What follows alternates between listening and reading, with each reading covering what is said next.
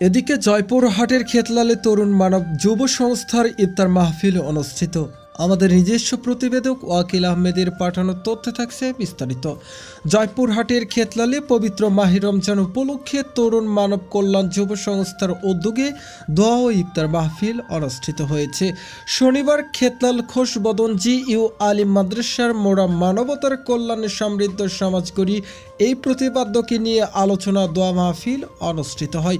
তরুণ মানব কল্যাণ যুব সংস্থার সভাপতি মাহমুদুল হাসানের সভাপতিতে এবং সাধারণ সম্পাদক শাহিনুর ইসলামের সঞ্চালনায় দোয়া ও আলোচনা সভা অনুষ্ঠানে প্রধান অতিথির বক্তব্য রাখেন অত্র সংগঠনের উপদেষ্টা এস.এম. শওকত। এ সময় উপদেষ্টা এস.এম. কায়কোবাদ, উপদেষ্টা প্রভাষক আব্দুল জলিল, নূর ইসলাম, সাইদুল আলম, আবুল কাশেম, রবিউল ইসলাম, আবু নাইম, জাবির, থানা পুলিশের পক্ষ থেকে ডিএসবি রাসেল সহ আরও অনেকেই উপস্থিত ছিলেন।